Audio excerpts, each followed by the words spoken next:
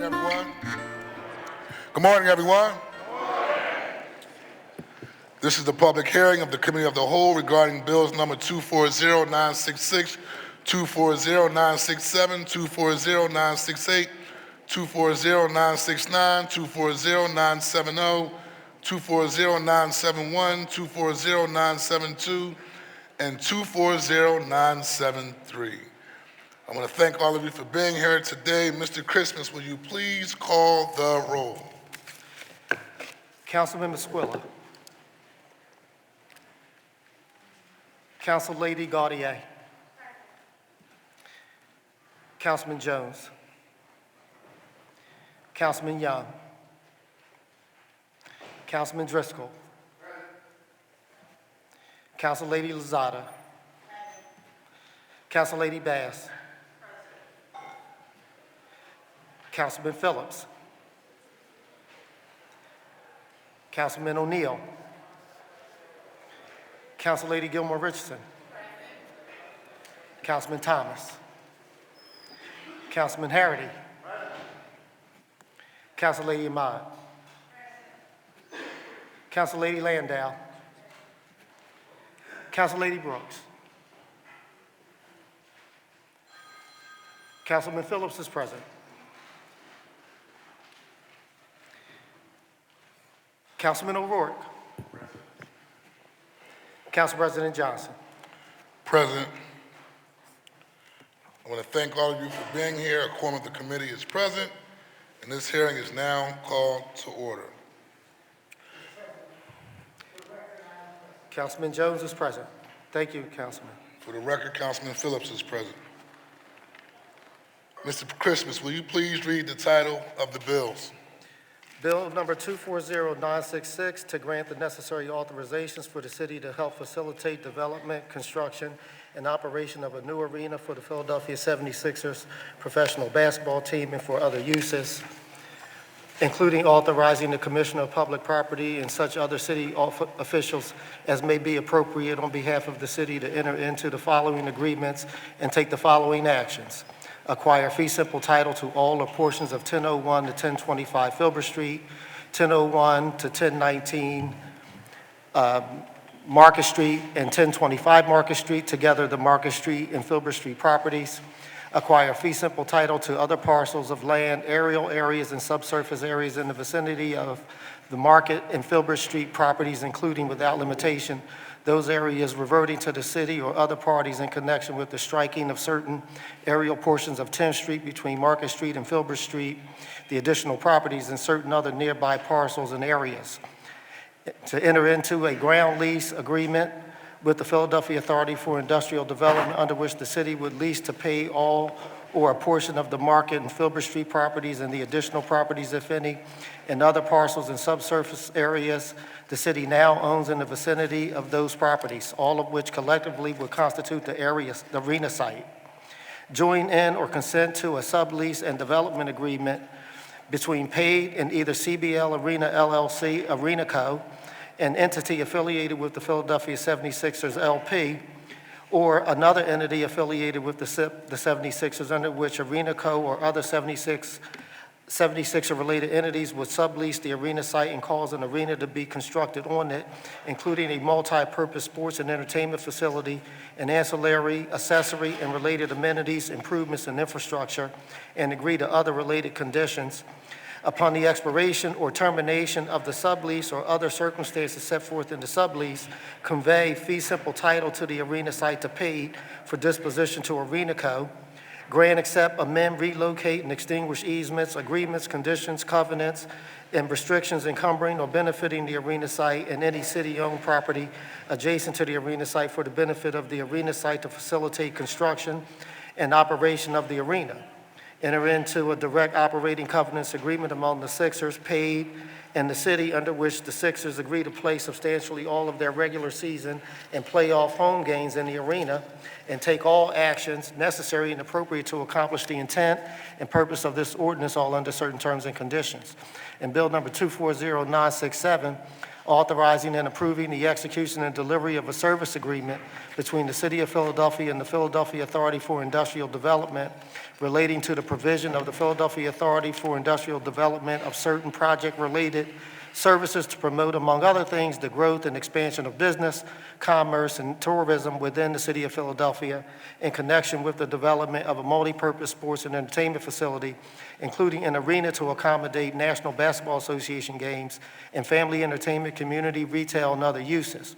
Authorizing and approving the obligation of the City of Philadelphia to pay in full when due the service fee and other amounts payable under the service agreement and covenanting to make necessary appropriations for such purposes, and authorizing city officials to take necessary or appropriate actions to accomplish the intent and purpose of the ordinance, all under certain terms and conditions.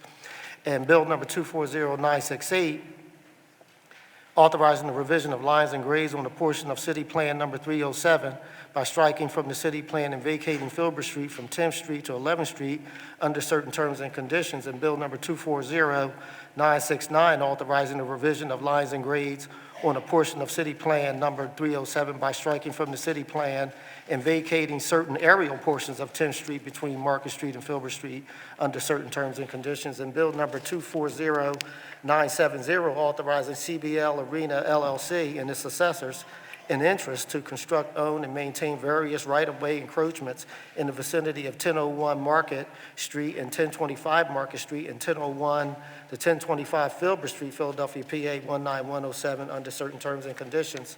And Bill number 940971, amending Title 14 of the Philadelphia Code entitled Zoning and Planning by amending certain definitions relating to signs, creating an arena area within the Center City Overlay District, and making related changes, including a master plan requirement and changes to accessory sign controls, all in connection with zoning rules for a proposed arena in Center City, and approving a master plan for the arena area, all under certain terms and conditions. And Bill number 240972, amending Title 14 of the Philadelphia Code entitled Zoning and Planning by revising certain provisions of Section 14906 entitled Market Street East sign regulations, all under certain terms and conditions. And finally, Bill 240973, approving the amendment of a neighborhood improvement district in the area generally bounded by and including 11th Street to the west, Filbert Street to the north, 8th Street to the east, and Market Street to the south, with the exception of certain condominium units at 801 Market Street condominium not included in the district, known as the Gallery Neighborhood Improvement District, to remove certain portions of such property generally bounded by Filbert Street on the north, 10th Street on the east, 11th Street on the west, and Market Street on the south from such district in accordance with the provisions of the Community and Economic Improvement Act and under certain terms and conditions. Thank you very much, Mr. Christmas. And before we proceed, I would just ask everyone to please put your cell phones on silent. I would like for you also to step outside the chambers if you have any sidebar conversations. We also have a translator who will translate in Cantonese and Mandarin off to the left of us as well, who will also be participating in this hearing today. We also want to make sure that, regardless if you are for or against this particular project, that we are respectful of individuals' comments and statements that are made on the floor.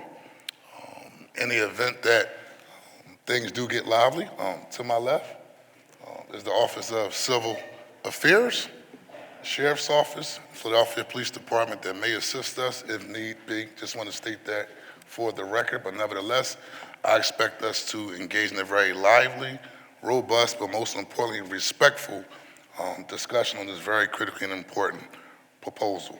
I will ask Mr. Christmas to please call the first witness, please.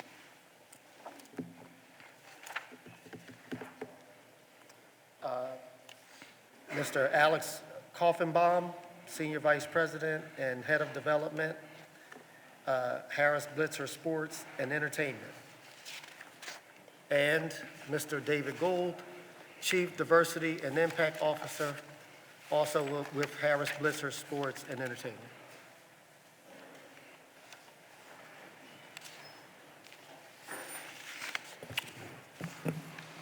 Good morning, David. Good morning, Alex.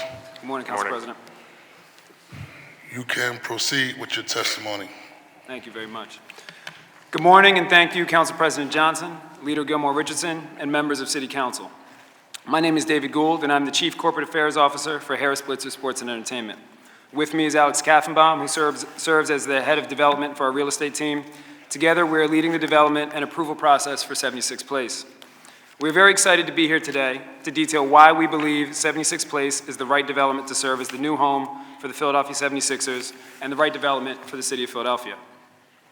I know you have a lot of questions, so I will keep my opening statement as brief as possible and submit my full testimony for the record. When we announced our vision for 76 Place, we were very clear.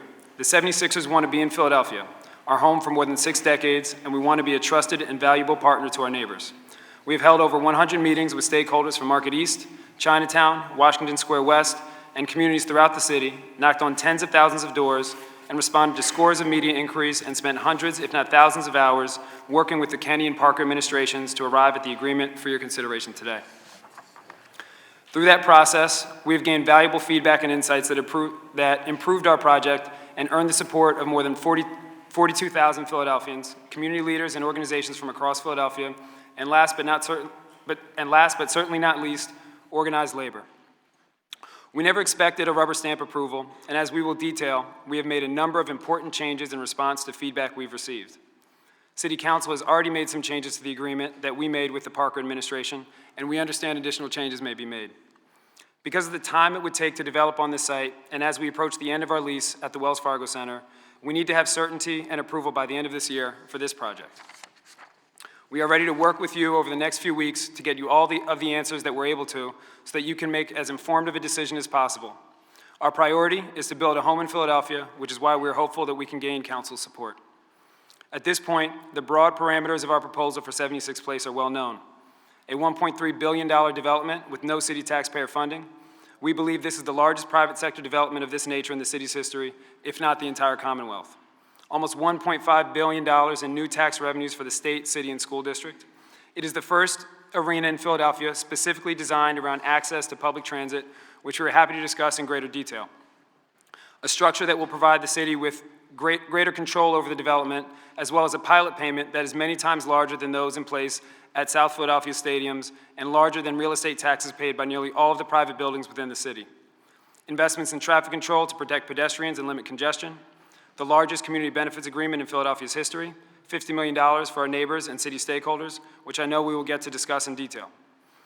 The creation of thousands of jobs during construction and ongoing operations, and real economic opportunity for communities of color, which too often are overlooked in these types of large projects. And last, but certainly not least, a historic economic opportunity plan, along with companion investments and commitments to ensure that we meet our shared goals. But those details don't, in our opinion, truly capture the full benefit of 76 Place as envisioned, or why Market East is the best location in the city of Philadelphia.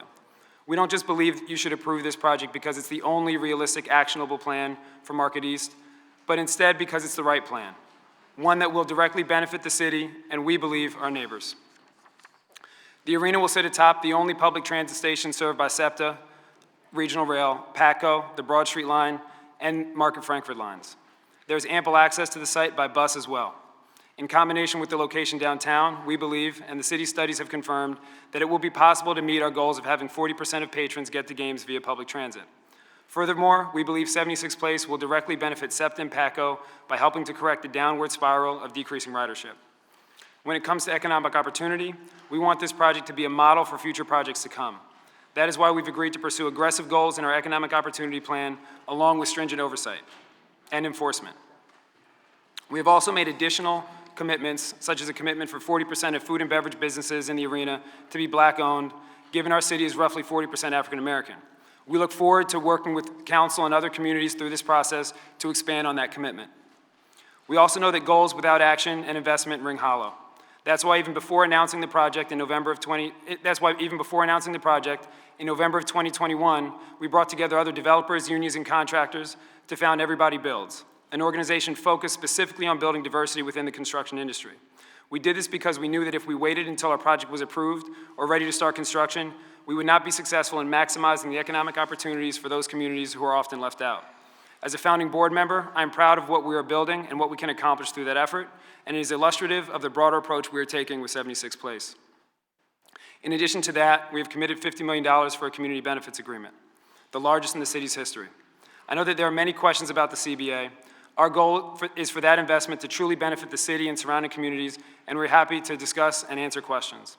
In closing, more than 60 years ago, when the Syracuse Nationals relocated to Philadelphia, the team was rechristened the 76ers to honor the city's rich history and to tie it to its new hometown in a way that was unmistakable. For decades, whenever anyone heard the Sixers, they thought of Philadelphia. Our priority is to build on that legacy in our hometown, and we hope to gain your approval for a new state-of-the-art arena of which we can be proud. Thank you. Thank you very much, David. Alex, we giving testimony? Just me. Just go ahead from there. I also want to note for the record, we have Councilman Member Isaiah Thomas, who's also present, and Councilmember Brooks, I did see also, is present as well. I have a couple brief questions, and then I'll turn it over to my members to get started. When we talk about jobs, and you say this is a $1.3 billion project, and we talk about jobs, give me an overview of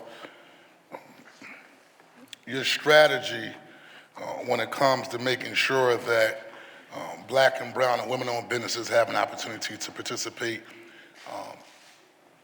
based upon the numbers from the EOP, which is the Equal Opportunity Plan, but specifically focusing on not only just the construction, but also professional services. Yeah. Who gets the bond work? Who gets the opportunity to provide the security? Who gets the opportunity to provide the vending for the actual project, but also making sure that the project is diverse and inclusive? Sure, absolutely. Thank you for the question, Council President. I'll start with the professional services, and I'll also add operations to that as well. We're aware that oftentimes smaller, diverse companies get left out because they're not consulted with before contract opportunities become available. They're not consulted before contract opportunities are drafted and created. So one thing that our team has already done is we've done a lot of outreach both on the construction side, the professional services side, and the operations side to local diverse businesses that we're aware of that serve in the capacities that we know that we will need. While we don't have contracts to offer them right now, what we want to do is gain a really solid understanding of their interest in the project, what their capacity is, and also making sure we educate them on what the scope of work would be and what that could look like. And what we're trying to do through that process is get better informed in terms of how we can prepare contract structures and make sure that we reach out to them when opportunities are available. Work with them right now to make sure that they're prepared. So as an example, for some food and beverage companies, also for some cleaning companies locally in the area, we've already introduced them to another venue that we own and operate in New Jersey to try to start to get them experience working in an arena so that by the time we have opportunities at 76th Place, we already have built a relationship with them. We're already familiar with each other, and they're already familiar with operating with us as a partner. The other thing that I would say in addition to the outreach is, well, actually, one more thing I do want to state, just something that I don't think that we've shared public before. Two firms that we're very proud to have here with us today, we've added to our design team. One is a firm, Populous. They are a preeminent architecture and design firm that focuses on entertainment venues.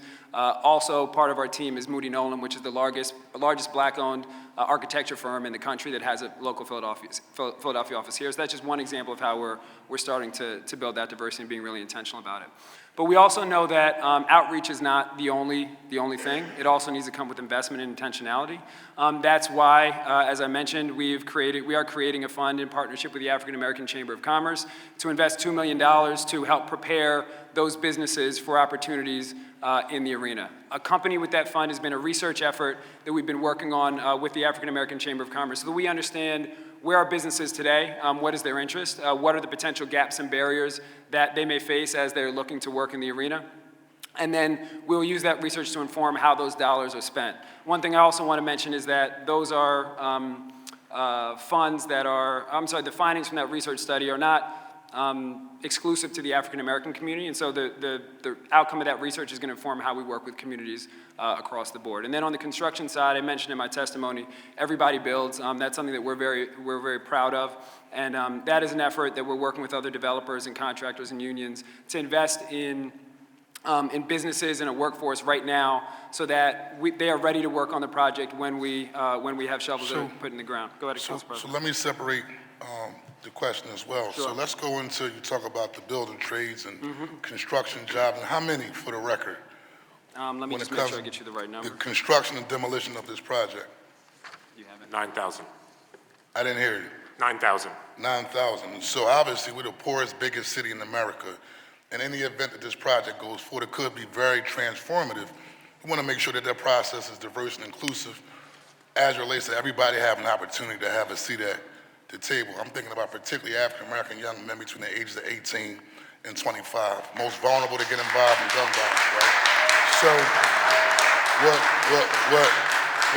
what my sole interest is, and it's no secret to anybody inside this room, is how do we make sure that there's a pipeline, Yep. right, for young men to participate, right, in this process, right? We support unions, we support union construction, but we also want to make sure that rather it's the pre-apprenticeship program, the apprenticeship program, any barriers to these young people having an opportunity to participate are alleviated. So what is your plan and your strategy to make sure that happens? Because as a developer, you're the most powerful person That's right. when it comes to projects moving forward. So how are you going to go about the enforcement, but also making sure that promises made, promises are kept in terms of young people having a chance to participate in this particular project? And then two, when you talk about contractors, right?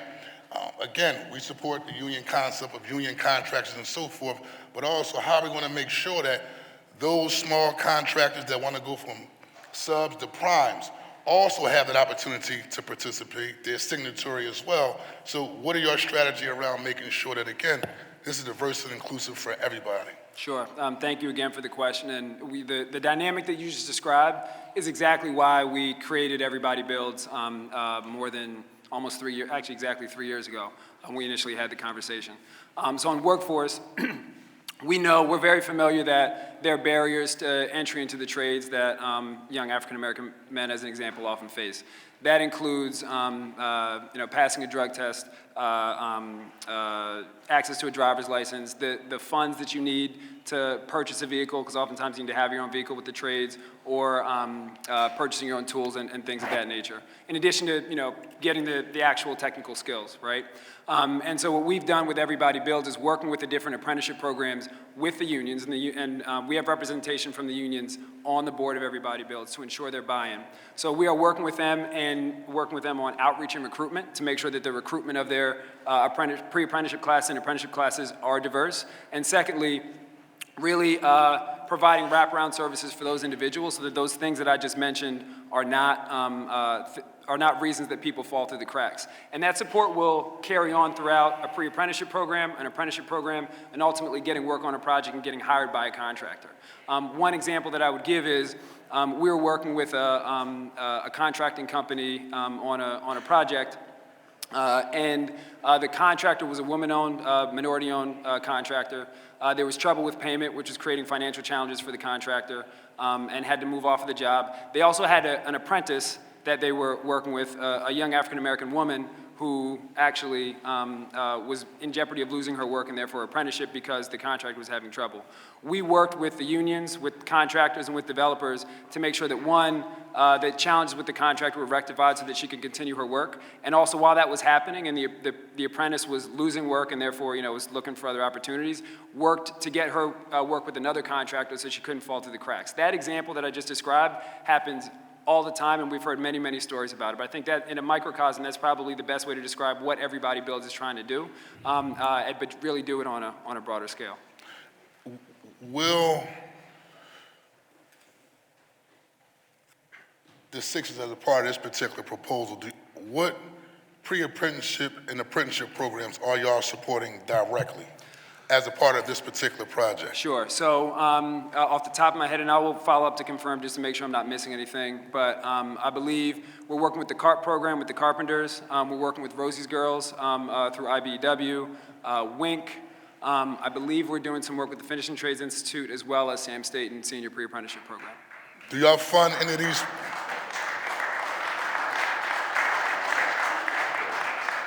Do y'all directly fund any of these apprenticeship programs, or you fund Everybody Builds and Everybody Builds organizes? As of right now, we're funding Everybody Builds to provide the supports. There is some funding that Everybody Builds provides to the programs as well, so I don't have the details on all the breakdown, but also happy to follow up with that. Let's go to contracting. What type of,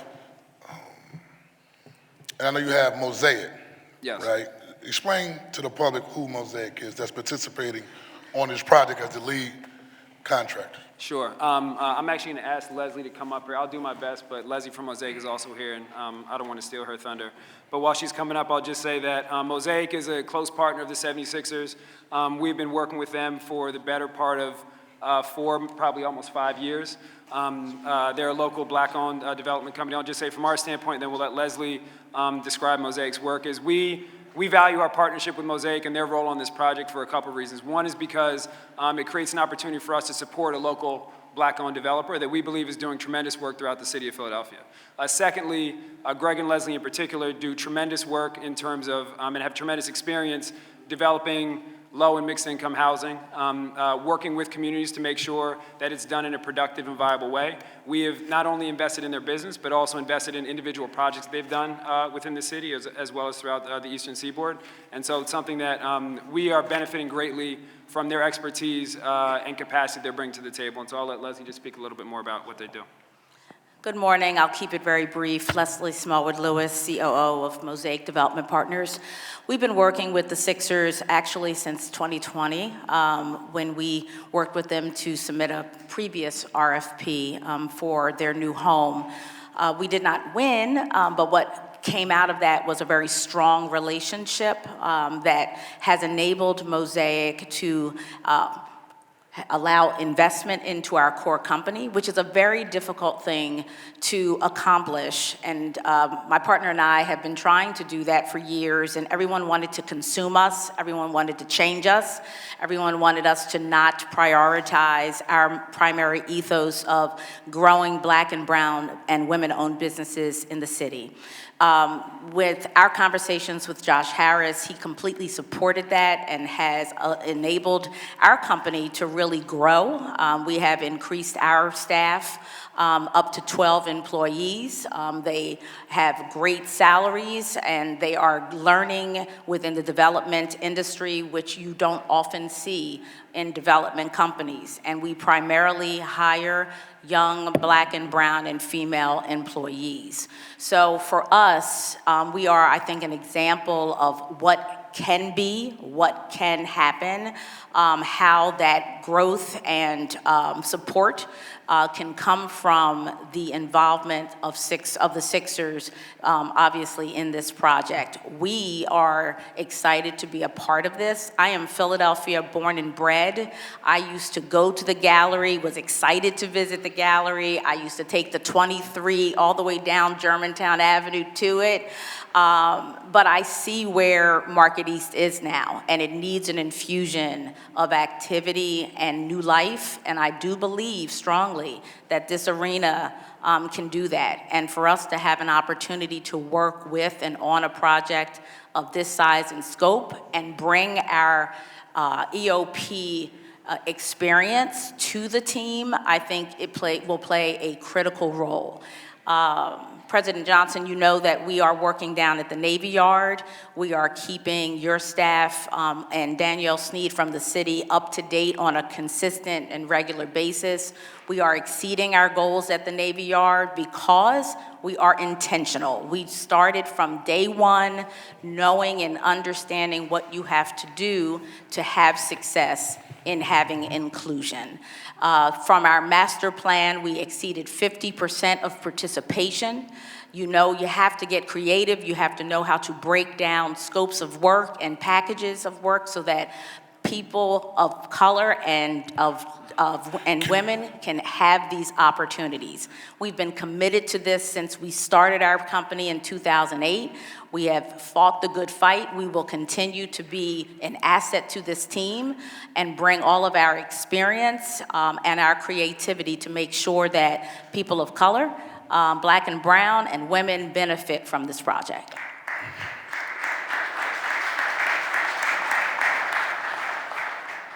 I wasn't finished, Leslie. Leslie, I'm sorry.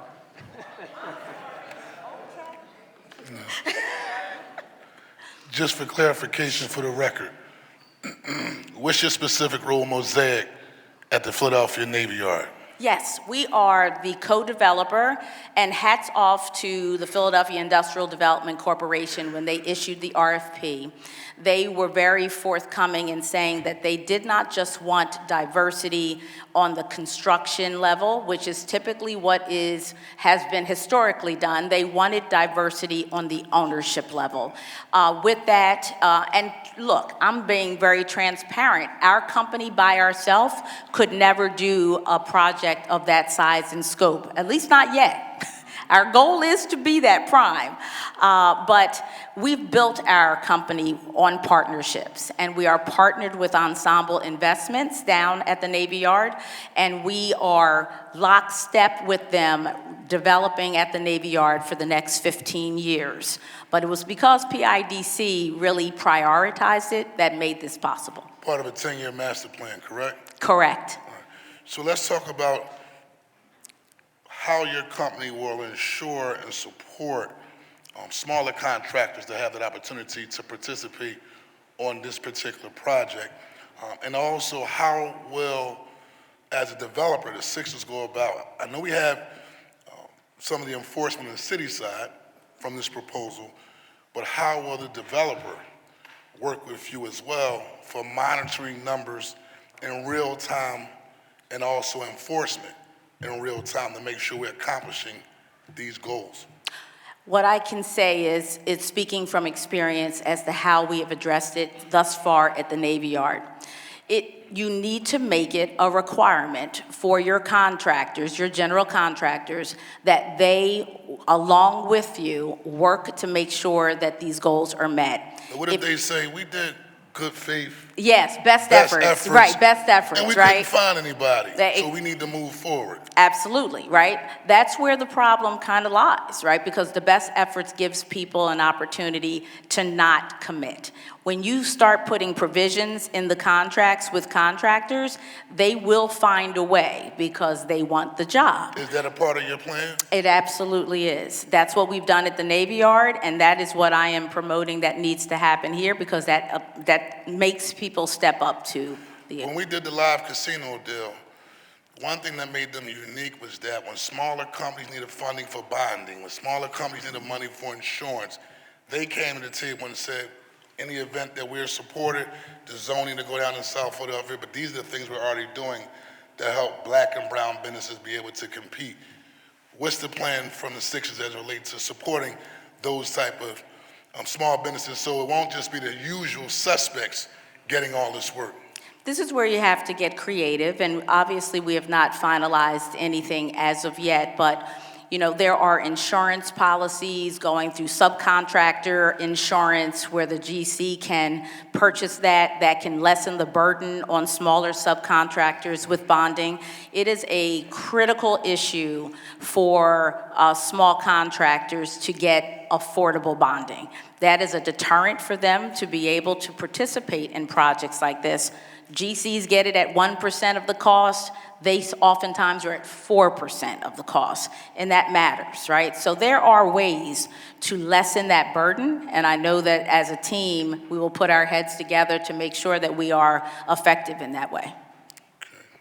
I would just add one more concrete thing that we have talked about, Council President, is we also know timely payment can be a challenge for those smaller contractors as well. Something that we've talked about in consultation, all three of us at this table have discussed, also in consultation with Everybody Builds, is establishing a pre-funded account so you massively limit the amount of time for contractors to get paid. So there's things like that, like Leslie mentioned in the pre-funded account, that we're actively working on right now to ensure that these problems that typically, you see, especially on larger projects like an arena build, don't create challenges for the contracts. We want to get opportunity. What's the time frame, I'm sorry. your overall deal, just for the record? So our lease is up at the Wells Fargo Center in 2031, and so we need to make sure that we have a place to play by the beginning of that season, which would be fall of 2031. When will you be starting demolition and construction? And when do you expect to be completed? Demolition's expected to start in 2026, take about 15-ish or so months, with construction starting in 2027, with completion in advance to Have y'all taken into consideration, we're doing like a celebration? Councilmember Thomas, when are we celebrating? 2026? Have y'all taken that in consideration? I just have to No, ask for the record. it's a good point. We have, the beginning of the demolition process is interior. Obviously, we're building under a train station, so if many of us Philadelphians remember that picture of video of Veterans Stadium when it got imploded, that's not what we are doing. It's got to be very meticulous, and so, we're very mindful of making sure that we're not being disruptive to the celebrations in 2026. Let's talk about briefly the CBA. And we know it expires after 30 years, but the sublease gives you an option to renew for 13 consecutive 5-year renewal options, followed by one 3-year renewal option. Any event that, let's say this moves forward, are you willing to include in this agreement a provision that would extend some level of monetary community benefits if you exercise a renewal option? Thank you for the question. It's a good one. It's one that we heard come up yesterday. And the answer is that if we are going to extend, we would be willing to extend the CBA on a pro rata basis for those extensions. When you talk about, there was a favors nation clause discussion that was going back and forth, and we were trying to get clarity on it. The sublease includes a provision where the city would be required to give the 76ers any benefit that it offers another sports facility, and there was some confusion around it. So can you give us clarity and explain the circumstances where the city will be required to make a payment to the 76ers under this provision? Absolutely. Thank you for the question. What we're asking for is a level playing field and to be treated equally amongst our peers. We are not asking for any city subsidies. We have not, and we are not. What we think this does is give the city a reason and a tool to not provide subsidies in the future for arena construction. Chair recognizes Majority Leader Catherine Gilmore Richardson. Please don't take me out of the queue in my order. For the record, can you just please restate your name and your title for the record? Absolutely, sorry. Thank you. My name is Alex Katzenbaum. I'm the head of development for the Philadelphia 76ers real estate team. Thank you very much.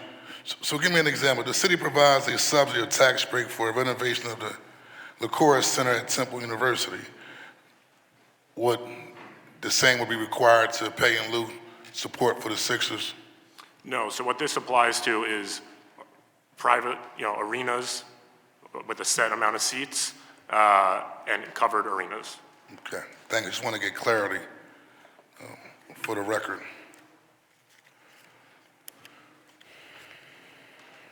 I am going to relax some of my time for the next round to my members. We will be on a 3-minute clock. And so with that being said, I am going to acknowledge Majority Leader Catherine Gilmore Richardson. Thank you. Thank you so much, Council President, and thank you all very much for being here. I only have 3 minutes, so please allow me to state my questions, and then we'll go to the answers after that. I'd like to start with the exhibits in Bill number 240966, specifically the City of Philadelphia Economic Opportunity Plan. Under Section 4 of the EOP, which is page 7 of the exhibit. It states, as required by law, that the MWDSBE status of your equity owners now and what the anticipated rates would be upon the project completion. And so if you could just state the number for the record of the percent of your equity owners who are minority, women, disabled, or local right now. So just to clarify, Councilmember, the percentage of equity that is owned by Minority. minority, 0. Thank you. For the record, can you please state what percent of your equity owners will be minority, women, disabled, or local upon project completion, as stated in the exhibit that we received, that's page 8 of the exhibit 112 of bill number 240966? That would be the same answer, 0. Thank you. If this project is supposed to be such a boon for people of color, women, people with disabilities, local businesses, why are none of these groups reflected in the equity ownership of this project? Did you all do any deliberate outreach to investors of color or women? If so, can you provide City Council with that information on those efforts? And what do you anticipate an equity owner in this project will see as a return on investment? Sure. So I can answer the first piece, and then Alex can answer the second piece. I think the ownership structure of the project is consists of the same individuals who are owners of the team. Also related to NBA regulations, it's pretty standard for the owner of an arena to also own a team. So there are constraints there, but we definitely take your point. Yes, I'm sorry. Pardon me, I'm going to Absolutely. stop there. But I just wanted to note for the record, as notated in this exhibit, that right now, we're at 0% of minority or women ownership for this project, and then upon completion of the project, it still would be 0%, meaning that no minority would have an ownership stake in this project. And for those who are listening and who care about some of our philosophers, I know one by the name of Jay-Z said, generational wealth, that's the key. My parents didn't have much, so the shift must start with me. And so we're not shifting anything with these numbers. And so that concerns me. Could I just add one point of clarification, Councilmember? Yes. Okay, thank you. Because first of all, I appreciate your question and agree with the premise of it and something that we've discussed. As I mentioned, there are some constraints in terms of the arena proper and the ownership structure there. But one thing that we also have plans for, and we think that it will be a benefit of this project, is by developing this project, it creates additional opportunities along Market Street, especially on the south side. And those are parcels that we have plans to purchase or options to purchase and control and develop. And so when it comes to those where we have more flexibility, what you're describing is absolutely our goal, and we've already been having conversations with folks, and we can get through the list of folks that we're reaching out to and identifying to make sure that we do have local, minority, women-owned investors and equity owners in those types of projects. I heard the bell. I'm going to respect the clock and my colleagues. I will submit additional questions on this particular matter for the record. I will come back on the second round to talk about not only additional EOP information that I'm very concerned about, but also I need to end on this for now, the Fund for Children. I was here back in the early 2000s as a young staffer for former Councilmember Blondell Reynolds Brown, when the city negotiated with the Phillies and the Eagles and secured a commitment from each one of the teams of $1 million per team per year for 30 years for children. And so when I hear you all talk about this CBA and your commitment around charitable donations, it does not align with what I know to be true, what happened when I was here as an early intern. And so my question is, will you all, and not would you consider, but will you be including $1 million per year for 30 years for children in the city of Philadelphia? And that would be through the contribution to the Fund for Children, not anything else that you all have already agreed to. That is not something that we've discussed to date. I believe, as the administration mentioned yesterday, as it pertains to the CBA, that they and we are absolutely open to conversations in terms of how that money should best be spent, and so we would welcome a dialogue around, what that would look like. I just want to get clarification for the record. And no, and I respect you, and you know that. But I want a yes or a no. Will you all commit to an additional, outside of whatever's been negotiated already? This is my ask. Understood. $1 million per year for 30 years for children, outside of everything else that you all have already discussed. Because I was not a part of those negotiations, but I'm here now in my role as a member of City Council.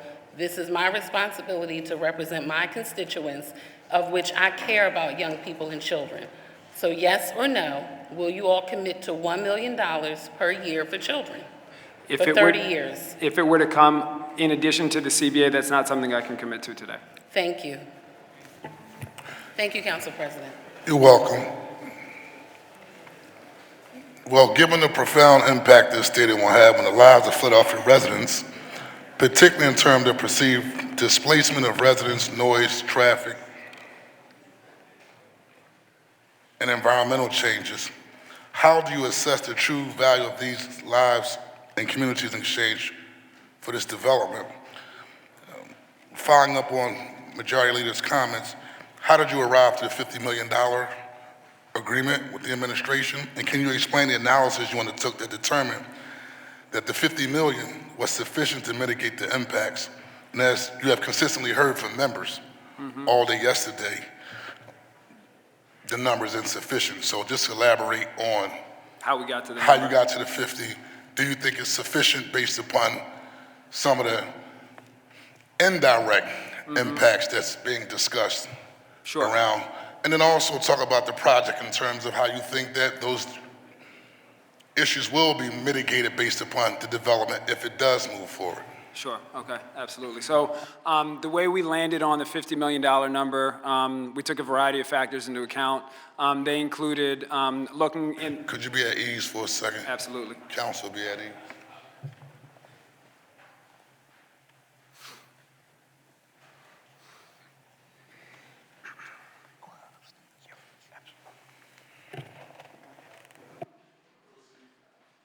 Proceed. Thank you, Council President. So how we arrived at the $50 million number, we took a number of things into consideration. It included looking at comparable projects and what they had been, what they had provided in the past. We looked at what would be significant. We wanted to exceed what had been done in the past in the city of Philadelphia. And we also had to look at, based on the economics, not pursuing any local city funding, what we felt like the project could support economically. And so taking those things into account, that's how we arrived at the $50 million number. And you know, for the record, we did come out with the maximum that we felt like the project could support.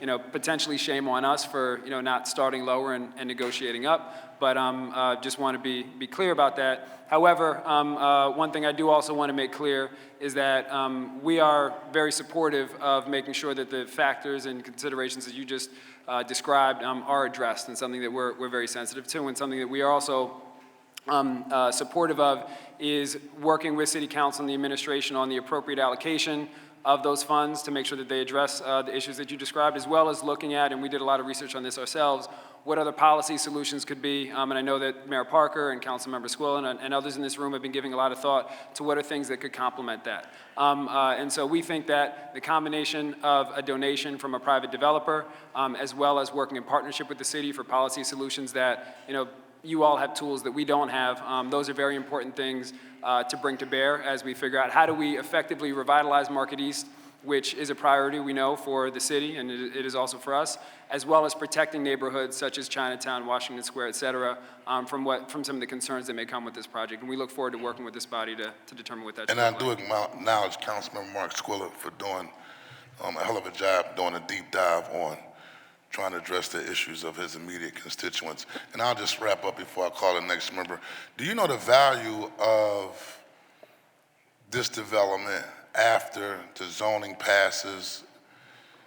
What's the value that would be, what's the current value of the 76ers? Oh, of the How much are 70 they worth right now? I do not know that number off the top of my head, but I can easily get it and come back to provide it. So, and you don't know after this move forward, the Oh, value like it after would the be? arena's built? I don't know that number off the top of my head either, but again, we can look at what that could look like. Okay. The chair recognizes Councilmember Isaiah Thomas. Thank Morning. you, David. Good morning, Council President. Good morning, colleagues. Just a couple questions. Hopefully I can do yes or no too, similar Sure. to what KGR did. First question, so $2 million, if we decide to vote for this arena, will the Sixers, the entity themselves, LLC or whatever company it is, will the company be moving back to Philadelphia? I don't care where you practice. I don't care about the practice facility. I'm not saying abandon that, but I'm saying the actual entity itself. Will the city of Philadelphia be the location for where the parent company will be home? For where the parent company will be home, we will have operations here and will be registered and located in the city of Philadelphia. So no. So if you all were to relocate here and let's just say hypothetically speaking, you paid about $3 million a year in wage taxes, agree or disagree over the 20, 30-year time period of the contract, wouldn't those wage tax revenue be more than the actual CBA agreement? I don't know what the wage tax revenues are. So I'm saying, okay, so. I'm sorry. All right, so the question. for the record, Council President, I just want to be clear that if the Sixers were to relocate back to Philadelphia as an entity in the year 2031, if we were to grant them a stadium, the city itself would collect more money in wage tax revenue that they would pay than this actual CBA agreement. So if we're really talking about things that benefit the city of Philadelphia, I understand it would be great for the actual entity itself to be relocated to the city, and I think that we should ask the Sixers to commit to that. That's number one. Number two, based on yesterday's testimony, clearly it's not enough. I'm sorry, go ahead, Council President. In terms of the CBA, could load management with Joel Embiid be a part of the conversation just to make sure that? So I was going to ask about tanking before we left, but okay.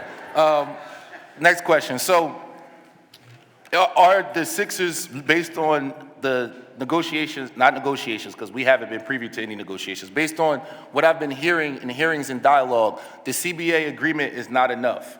Would the Sixers be willing to increase the CBA agreement past the $50 million that's on the table right now? Yes or no? No. Okay.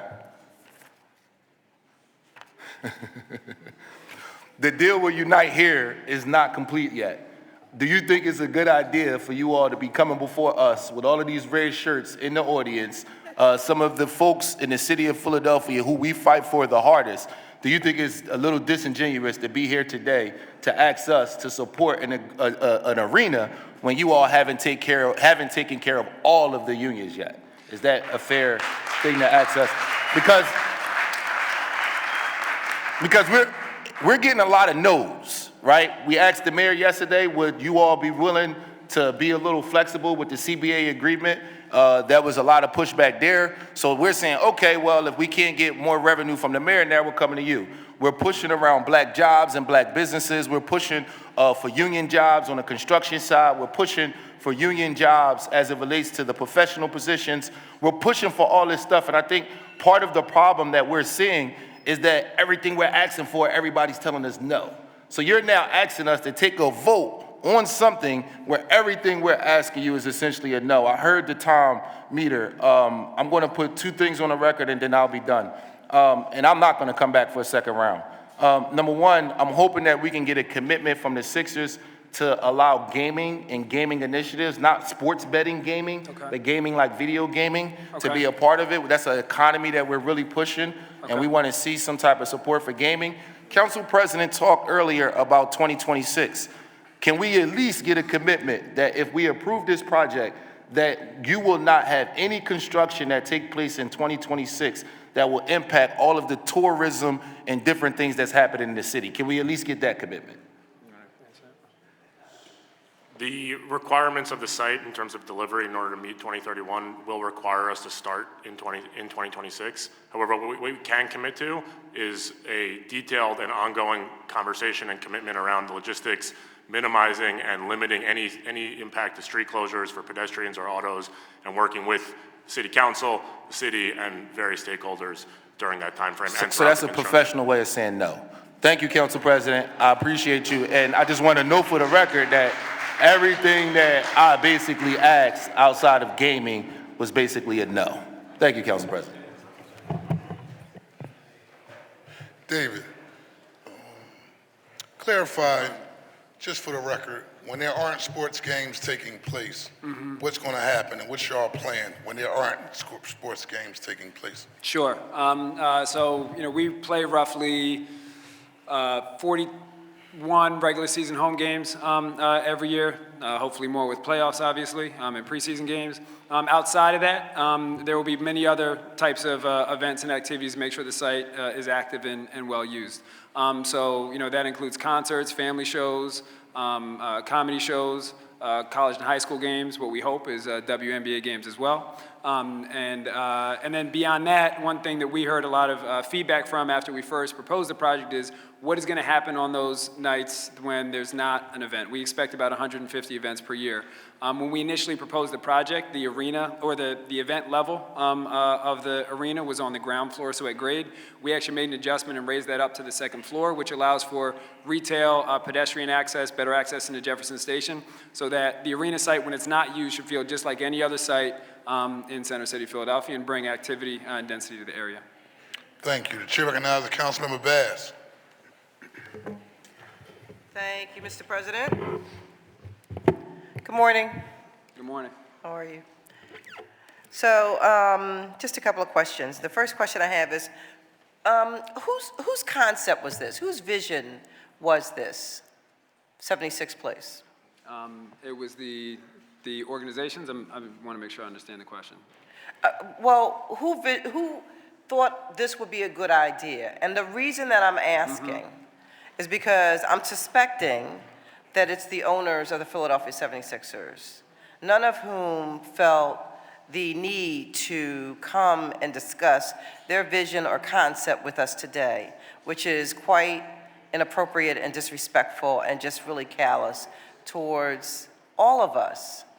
The first thing to do, if you have something that you're trying to get done, you got to show up, right? The first thing you got to do is show up. And sometimes you step into a room, we're all members of council, right? We all walk in the rooms, and sometimes that room is on fire.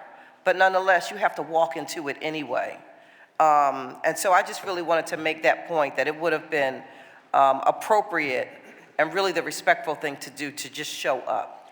And, That's I'm sorry.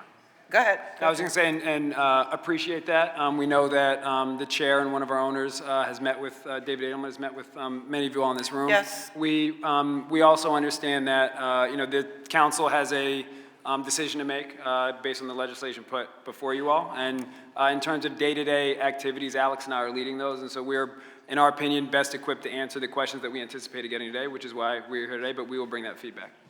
Well, I don't want to get lost on the point, but I do want to say that if you took the time out to meet with 17 people individually, then you have a couple hours to come down here and, just at least sit and be in the audience and be available for questions if they arise. So let me ask you a question. Jefferson Station. Let's talk about Jefferson Station and the work that needs to happen there. I had a briefing yesterday with SEPTA, and it's sort of like there's like it seems like the city and SEPTA and the Sixers, there's like a little circular firing squad going on here. And so I'm just trying to find out who is paying, who is going to be the responsible financial party for ensuring the work that needs to be done at Jefferson Station actually happens. When I talked to SEPTA, they said that the Sixers said absolutely they are not paying for that, which would then be, as I see it, that would be a burden back to the taxpayers if it's anyone other than the Sixers. So can you talk about that a little bit? Thank you for the question. So we have always said, and we remain committed to paying for any capital costs to Jefferson Station as a result of the proposed arena. Okay, beyond the capital cost, the operational cost, when there's a game, after the let out, who's paying for all of that? So- Is that going to be you? Is it SEPTA? So we've seen the report that you're referencing. SEPTA shared it with us. We've asked a number of questions regarding some of their assumptions. We're not sure that all of them are accurate in relation to our plan, and that some of that information might actually be dated, and we're working with them to help inform that analysis. Things like assumed station closures, or track closures, or entrance closures, or the need to run additional trains on non-event days. So those are all things that we're working with them to make sure that the proper assumptions are in their report. Shouldn't they have been worked out before we got to this point? Here we are, like a minute from a vote. Shouldn't they have been worked out by now? We've been in constant contact with them and will remain in contact with them. That And doesn't really answer my question, but okay. All right, well, I mean, here we are. We're ready to figure out what we're going to do here. And some of these things really just should have been nailed down. and if I can just add, as it relates Sure. to the operational costs, our expectation would be that we would be treated the same as all of the other teams and private companies and businesses in the city and the region. Okay. Oh, all right, well, um, well, we want everybody treated fairly, right? Okay, so, but what you're doing is quite extraordinary. What you're proposing to do is quite extraordinary. And so for, a project like this, it's unprecedented. So we can't just sit back and say, oh, well, this is, the precedence of the past is acceptable at this time. It's really not. And so there are going to be additional asks. There are going to be additional expectations and requirements. And so we certainly hope that the Sixers, with this vision, would be willing to step up to the plate on that. I know the bell is rung. I just have one other thing I just want to put on the record for my second round, so when I come back around, maybe you can have these questions answered. I'd like to know how many community-related projects has the Sixers done? That's with all of our basketball courts, our rec centers, our neighborhood programs. What have we done? Former Councilwoman Blondo Reynolds Brown used to say the best predictor, Kathy, help me with that, the best predictor of future behavior is your past behavior. So give us some insight as to your past behavior with what have you done with our kids in our neighborhoods and produced? Yes. Just an additional point of information to follow up or personal privilege, David, and just being transparent. And also, could you just add the number of Sixers, and I ask you this, but I also got to do my job publicly transparent. Sixers camps, suburbs versus in Philadelphia. Just want to get the numbers on that. Just answer So- that now or when we come back? Well, it's up to the council president. If he can, you want him to answer now, or should I come back on my second round? No, Or- you can answer now. Okay. You can answer now. I'll Before you do that, real quick, the other thing I wanted to just put on the record, and I don't know if you could answer now, Okay. but on the second round, minority participation in economic opportunity plans. Some of this stuff is getting ready to shift. Let's keep it real. Some of this stuff is getting ready to shift. We understand, on a federal level, that there are going to be things that are in place right now that are likely not going to be in place in a half minute.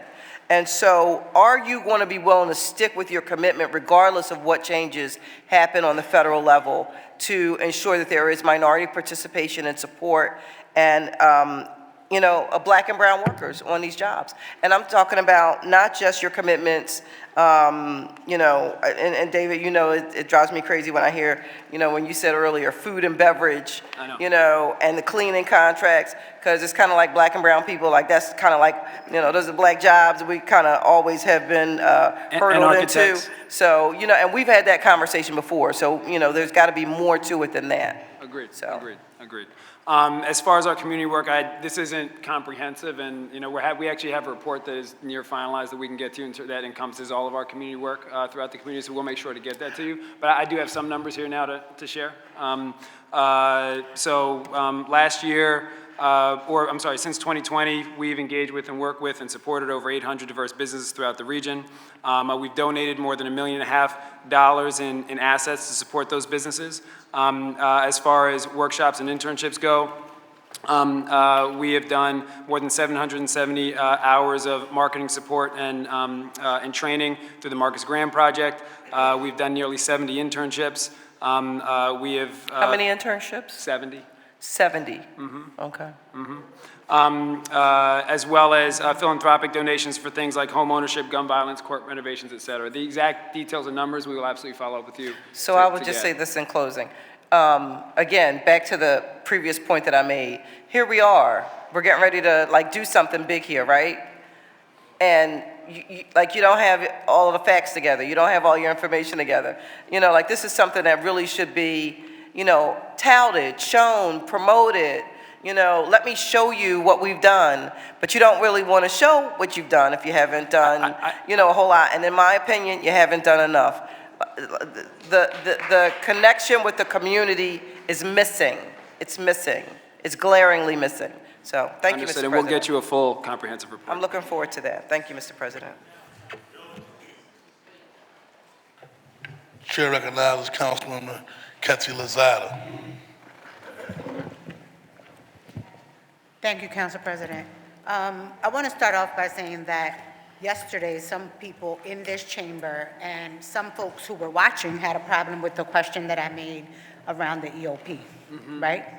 And that is because they assumed that I was against supporting or promoting or including the growth of Black-owned businesses. I want to go on the record to say that I do not have a problem with that. I think it is extremely important.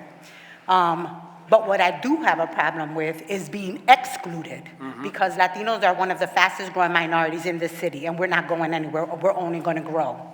And so my expectation is that when we are having conversations, that Latinos and other minorities are included at the beginning of the conversation and not as an afterthought. If you look around this room, in this legislative body, there's 17 of us. I am the only Latino here, and I will not apologize to anybody on this legislative floor or anybody watching for asking how Latinos are going to be represented in projects and in opportunities. Because when the mayor was running, she said, economic opportunities for all. And I expect for Latinos to be included and others, because when I go to battle with my colleagues, I stand with them regardless of who we're fighting for, right? And the expectation is that they stand with me. And so I'm gonna ask you very directly, is there 2 EOPs? And if so, what is your assumption of which EOP is the priority? Or is there 1 EOP, and are you expecting to use the agreement that you have with the African American Chamber to deliver on your commitments with the administration? Sure. Yeah, thank you for the question, council member. And I would just say that you've been very consistent in the conversations that we've had with exactly, what you said, where you're supportive of Black communities, but also very clear that Latino communities need to be represented and included as well. There's 1 EOP, and then there's an agreement and commitment that the 76ers made directly with the African American Chamber of Commerce that predated the EOP or our conversations with the Parker administration. So in terms of your question of which one has the greatest priority, they're both extremely important to us. And I would also go even further to say that when we came to the agreement with the African American Chamber, we also reached out to all of the diverse chambers, the Asian American Chamber, the Independent Business Alliance, as well as the Hispanic Chamber of Commerce. We were only able to come to an agreement and therefore a commitment with one of them, but we absolutely stand ready and willing and committed to work with those communities and those organizations to make sure that we have similar commitments to other communities as well.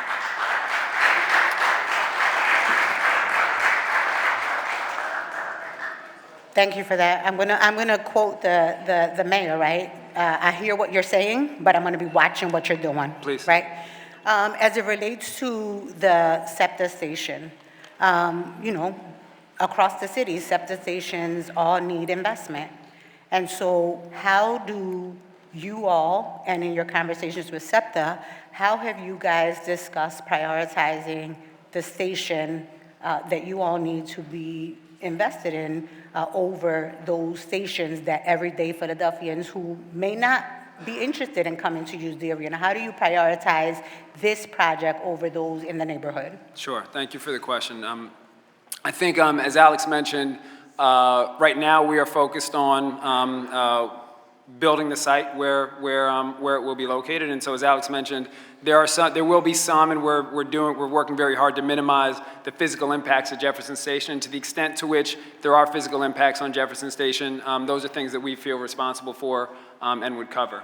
Beyond that, we're not making monetary investments in that station. But we are working closely with SEPTA to ensure that our plans are aligned, and we know that they're facing a lot of fiscal challenges and want to be good partners to problem solve. What happens if they decide that they are not going to pay for it? You're not paying for it, they're not paying for it, the city says they're not paying for it. What happens now with the project? So we are very sensitive and aware of the fiscal challenges that SEPTA faces. And, it's not just a 76ers challenge. I think as a region, we all have things that we need to be, worried about and mindful of, given what is facing our public transit system right now. Again, for the things that we would be responsible for impacting the station, those are things, and just to be very clear and for the record, that we are comfortable and willing to and committed to paying for and addressing. Beyond that, again, we want to be good partners working with SEPTA, and our expectation has always been that we would be treated similar to the other teams who require additional service down to South Philadelphia, and other, private entities and companies within the region that, SEPTA covers those costs as part of their normal operations. In that station, there are businesses, there are jobs, right? What is going to happen with those businesses and those employees that could potentially be displaced as a result of this investment? What's happening? Are you guys engaging them? What's the plan? With the businesses that are currently in the mall? Yeah. Okay. You want to talk about the mall? So a few things. There's a long and ongoing conversation with all of the tenants in the mall in order to make sure that those that want to stay and be part of this project in the future have that opportunity. During the construction, I think, is maybe your more direct question, how are those companies impacted? And we're going to make sure that there's a constant flow of traffic and pedestrian flow and access through to SEPTA and the SEPTA areas and all of those retail spaces that exist in their space as well. We don't envision a long-term impact. Is that in writing? I don't believe so. If it ain't in writing, it don't exist, right? And so I think that if we're trying to give them economic opportunity, right? If we're going to make these changes there and we're going to force them out of those spaces, then somewhere there needs to be a commitment that says, we're going to displace you from here, but we're going to ensure that you are going to be relocated elsewhere and that those jobs that are there are also secured, right? But if it's not in writing, it doesn't exist. And I think that's irresponsible of us. Understood, and thank you for the point. Just to be clear, we are not forcing any businesses out of SEPTA's space. We are not displacing anyone from SEPTA's space. Thank you. The chair recognizes Councilwoman Nina Ahmad. Thank you, Council President. Thank you for your testimony, David. Good to see you regarding the 76th place and the economic justification for Philadelphia and its future. I am happy to note in your testimony that the home team pride, its commitment to Philadelphia, and most importantly, your acknowledgement that additional changes may be made. So you already testified you're not going to change the CBA, correct? The amount of the CBA, the overall amount. So just saying, not reflecting that changes could be made. So I have a few questions. I'm a dog with the bone.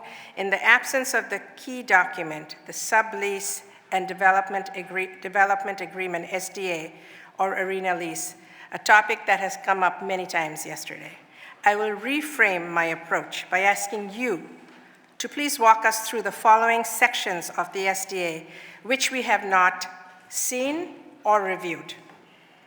A term sheet does not do that. Let's be very clear. But we've only seen it being referenced in the ground lease between city and paid.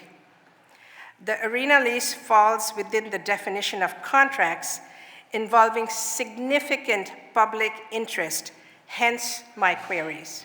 So the first one, ground lease Article 8. Assignment, subletting, and easement refers to Section 9 of the arena lease related to permitted transfers. Please tell us the details of this section that relate to the tenants, meaning the 76ers, permitted transfer rights.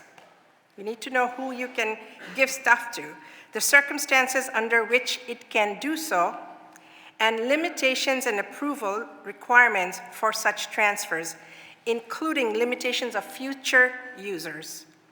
We have fought against gambling, for example, in the city of Philadelphia.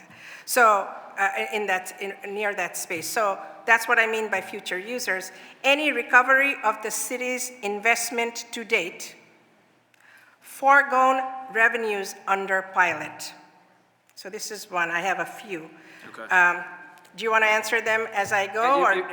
That way we just make sure we recall the question. Okay. So why don't we do the first one first? Alex will speak to it. Sure, so the references to transfers and permitted transfers, the 76ers are signing a binding commitment to play at this site for 30 years. The transfers provision allows for the team to be sold. It does not allow for another tenant to play there, another tenant to be there, and in relation to gambling, there is actually a pre-existing deed restriction on the site that prohibits gambling on the site. So even if we wanted to, we're not allowed to. So that means you're bound for 30 years, and then that's the end of the agreement, correct? And then it reverts back to the city?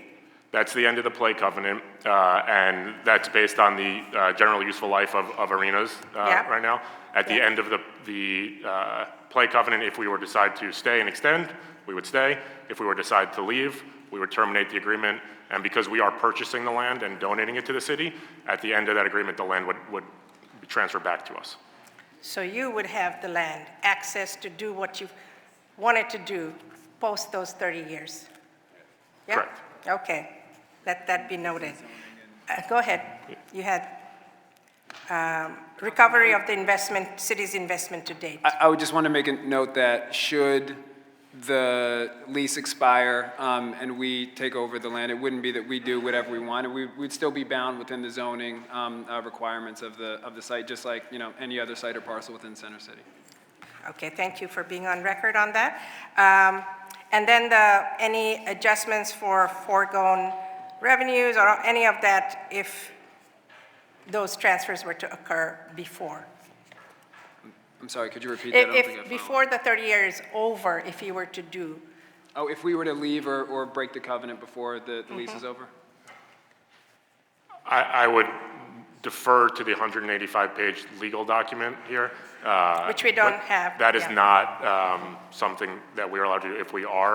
If we did break that covenant, then the city would have the right to sue us for and specific, recover all of these things. enforcement. Okay, in the interest of time, ground lease Article 10, mortgages, estoppel certificate, non-disturbance refers to Article 12 of the arena lease relating right to place leasehold mortgage and inform the city after the mortgage has been placed. So please tell us if there are any limitations on the debt portion of the capital stack, basically maximum loan-to-cost ratio, or the LTC, and minimum equity requirements from the tenant. We don't have all this information. Great question. All things that would be governed by the private debt markets. The lenders are only going to give us a certain amount of debt that the arena can prove it can support. Yeah. The equity will be required to be make up the difference of that. So do we have more information on what that what that stack would look like and who's participating in it?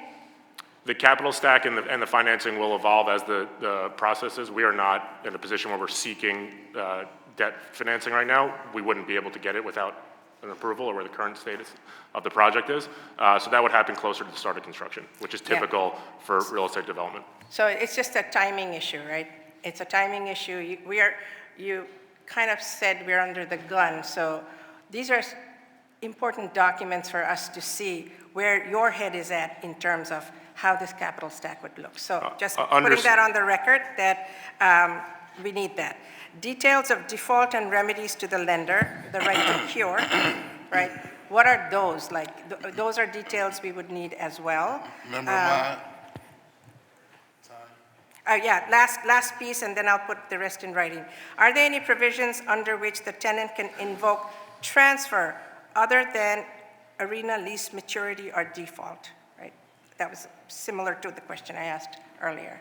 So, We can come back to you on any that. provision under which the tenant can invoke transfer other than arena lease maturity? The play covenant, the 30-year commitment remains and supersedes everything. So we can come back to you with specifics. So there will be significant penalties if that were to. Thank you, Council President. I'll put the rest of my request in writing. Or you can also, if you want to finish those questions during the next round, I Yeah. will be more than willing to call you if you want to get them now as opposed to submitting them for writing. Councilman Mike Driscoll.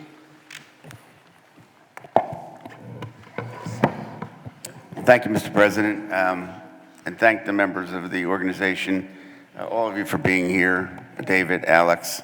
I know this has been going on for several years, and we appreciate that. I know you negotiated with the Kennedy administration. I know you negotiated with the Parker administration. But we're a separate branch of government. We're not the executive branch. We are the legislative branch. This isn't going forward unless you get a majority of the votes of the people in this room. And I don't think we're trying to move goalposts here. I think we're trying to articulate some serious issues that we want to get to yes. Some of them, for me in particular, Council President has charged me with chair of public transportation. And I've heard from SEPTA. And I know that SEPTA is not satisfied. And as Councilmember Bass pointed out, the hour is late. So I ask today for you to commit to have some serious conversations with SEPTA so that we can all get a higher comfort level before moving forward. Councilmember, first, thank you. Thank you for the question, and appreciate that, and absolutely appreciate and respect the role of City Council in this process. And we knew this was coming. We know that, there will changes that will be made through the legislative process. As far as SEPTA goes, yes, you absolutely have our commitment on that. The report that many of you saw, we only received very, very shortly before it was shared with you all. We're still waiting on details and the assumptions so that we can directly engage with SEPTA to really understand what's behind those numbers and compare them to our plans and make sure that we can move forward. But to your point, we have a similar sense of urgency to have those conversations and get those resolved. And we're looking forward to our next conversation with SEPTA to make that happen. And I would just add, we're committed to being partners with the city, with SEPTA, with state, with you all in problem solving and working through this. Well, thank you for that. I do also want to endorse Councilman Isaiah Thomas's request that the corporate entity consider locating here in the city where it does business. It's very important, I think, to all of us. Member Driscoll, I have a point of information from Councilman Jamie Gaultier. I just wanted to pause and make sure that we knew, I heard you say you made a commitment, but I wanted to pause and make sure that we had clarity on the specifics of the commitment that you were making. What is the commitment? Yeah, so what I understood Councilmember Driscoll to be asking was a commitment for us to meet and discuss and come up with solutions with SEPTA with urgency. And correct me if I got that wrong. So that was what I was referring to and responding to. So I just wanted to clarify, because I met with both of you last week, and you specifically said that the 76ers did not have the capacity to, quote, subsidize SEPTA's operations. Are you changing that position? No, again, I was just responding to Councilmember Driscoll's request for us to commit to meet with SEPTA and come up with solutions with some urgency, which is something that we are comfortable committing to doing. Is what you said in our meeting a relevant statement, or is that not what you meant? No, and correct me if I'm wrong, my understanding is they're two different things. Councilmember Driscoll was asking for urgency for us to meet with SEPTA, and I believe you are requesting for us to subsidize SEPTA's operations. Is that correct? I'm asking, what are you meeting with them about if you already have been explicit that you do not have the capacity and will not be covering the costs? What is the commitment that you're making at this table? Sure, You're meeting with SEPTA to tell them that, or what are you? Member Gaultier, you can save this for your round of questioning, because it's questioning as opposed to just points of information. Oh, I'm sorry. I was just confused, and I wanted to make sure it was clear. Are you clarifying it? Sorry? Are you going to clarify it? Yeah, is the question what we're meeting with SEPTA? I just want to make sure I'm straight. Is the question what are we meeting with SEPTA about, or is the question around what commitment we made to Councilmember Driscoll? I think what she's saying is, right, just to summarize it, and I'm going to give the time back to Councilmember Mike Driscoll before we break. You had a meeting with her, and you said y'all didn't have the capacity, or you weren't going to subsidize the SEPTA operation because of the increase in ridership. That's the conversation you had with her. And she's saying if you're committing to Councilman Driscoll, who asked for a serious conversation with SEPTA, I guess it begs the question, what are we meeting I was about? in her mind, what is that conversation going to be about if you didn't already told me that we're not going to subsidize SEPTA, correct? Councilmember Jamie Gaultier? Thank you so much. Take that or me too? Yes, so our commitment here. Like, what's the point of meeting if you already said? We think we can be helpful and be a problem-solving partner to SEPTA and the city and the state in this conversation. And just as an example, as I mentioned before, some of the numbers that SEPTA shared with many members in this room and that I know folks are concerned about are big numbers. They were big numbers to us as well. When we asked them what were the assumptions that went into those numbers and, was the economic impact or the fiscal impact going to be as big as they were anticipating, we do not believe that it will be because we don't think that they had all the information from us to make those assumptions and make those estimates. So part of what we're meeting with them about is making sure that the information they have and the assumptions they have will be accurate so that we can problem solve together to figure out what is really needed. So we can infer that when you do have the meeting with SEPTA, you'll be comparing their data versus your data as y'all try to find some level of resolve. But your current position is, to Councilman Jamie Gauthier, is that at this moment, we wouldn't subsidize Operations. anything related to operations with SEPTA. Okay. That's correct. Councilman Driscoll? Thank you, Mr. President. Just a couple quick points. I think you heard in the testimony from many of our members yesterday that point to the business disruption figure in the agreement of 1.6 million. My first read of that, I thought that was woefully inadequate, and I continue to believe that. So I know you're talking about just shifting money within the agreement. I would suggest that you consider perhaps outside the agreement, because those impacted businesses are real. I was a small business owner here in the city, and when there are public projects, that money adds up quick. And I think we all want to be sensitive to that. So just put that on the record. Appreciate it. And then lastly, I know you committed to this as the developer, but we're all working really hard for 2026. We have the Major League All-Star Game coming here. We have FIFA World Cup coming here. We have a big golf tournament coming here. We have July 4th, the 250th celebration of democracy, the semi-quincentennial. All our hard work is going into this. And the last thing we need is business interruption in Center City. So I know you committed to not having that.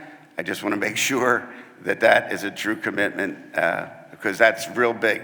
If we shine in 2026, I think our tourism is going to go through the roof. I think we're going to have major businesses looking here, and you're going to get more customers. So I'll leave you with that. Yeah. And more ticket holders, season ticket holders. Point of information. The chair recognizes Councilmember Thomas for a point of information. Just Not point of line of information. questioning, point No of question. information. Point of Go information. I ahead. want to be clear. They did not commit to saying that traffic in 2026 will not impact the things that Councilmember Driscoll talked about. So I want to be clear on the record that they did not say, yes, we will not interrupt traffic. It was a robust answer that did not lead to a yes. So if it's not a yes, it's a no. So that's just a point of information I want to make sure that we're clear on as it relates to 2026 traffic, congestion, and disruption. Thank you, Council President. Thank you, Point Councilmember of- Thomas. Can we clarify as well? David? You want to clarify that? So the requirements of the construction schedule for this site would dictate that we have to start the demolition in 2026. What we are committed to doing is working to ensure that impact of whatever construction has started is minimized, maintaining lanes of traffic, minimizing sidewalk closures, all of those things that do, I think, what you're looking to do, which is make sure that visitors to the city have a pleasant and good experience. And I think we can do both. Correct.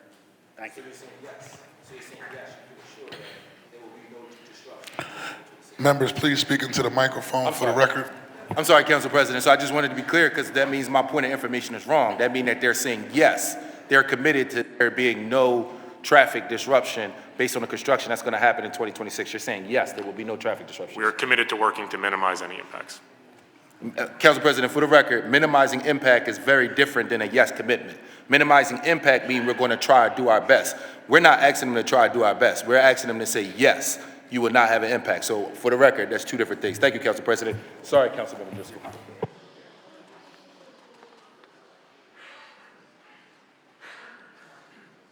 Councilmember Driscoll? I'm finished, Mr. President. Thank you very much. Very lively discussion. We will recess until 1:45.